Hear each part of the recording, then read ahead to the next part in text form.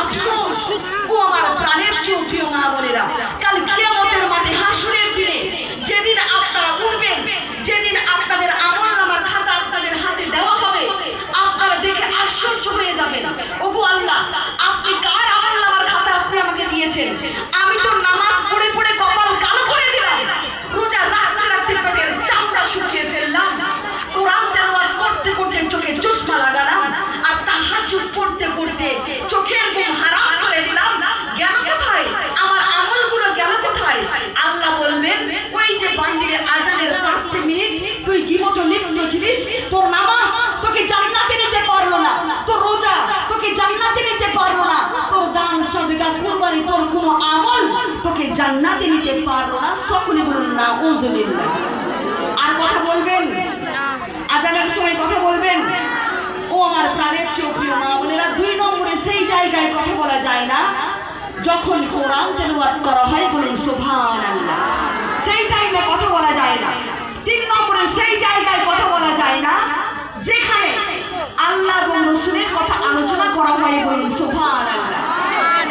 সুতরাং এটা শুধু সেই জায়গা, এখানে শুধু আল্লাহ এবং রাসূলের কথা আলোচনা করা হবে, বাকি কোনো কথা আলোচনা করা যাবে না। তো যা কিছু বলবো হাদিস ও কোরআন থেকে বলবো, আপনারা ধীর স্থির ভাবে আমার কথাগুলো শ্রবণ করুন, ইনশাআল্লাহ আপনাদের কাজে আসবে, বলুন সুবহানাল্লাহ। তো সমস্ত প্রশংসা কার জন্য? আল্লাহ রাব্বুল আলামিনের জন্য, যিনি আপনাদেরকে এই দুনিয়ার বুকে মুসলমান করে সৃষ্টি করেছেন, বলুন আলহামদুলিল্লাহ। তিনি হচ্ছেন এই আসমান ও জমিনের মালিক, বলুন সুবহানাল্লাহ। তিনি এই গাছপালা, নদী নালা, পাহাড় পর্বত, না জানি আর কত কি সৃষ্টি করেছেন, কথা বলেন ঠিক কিনা? তেনার প্রশংসা আমরা যদি সারা জীবন এরকম ভাবে বসে বসে করি, তবুও শেষ করা যাবে না। যাবে কি? যাবে কি?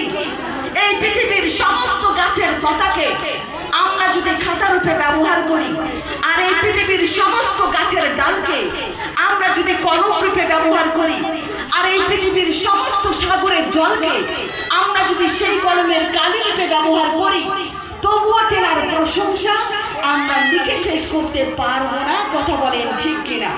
সেই মহান রাব্বুল আলামিনকে আমরা হাজার হাজার কোটি কোটি বার শুকরিয়া আদায় করি। সকলে জবান খুলে বলবেন, শুকর আলহামদুলিল্লাহ রাব্বিল আলামিন, রব্বানা লাকাল হামদ হামদান কাসীরান তাইয়িবান মুবারাকান ফীহি, ইয়া রাব্বি লাকাল হামদু কামা আম্বাগি লি জালালি ওয়াজহিকা ওয়া আযিমি সুলতানিকা, লাকাল হামদু বিল ঈমান, লাকাল হামদু বিল ইসলাম, লাকাল হামদু বিল কুরআন, বলুন সুবহানাল্লাহ। আমরা প্রশংসা করব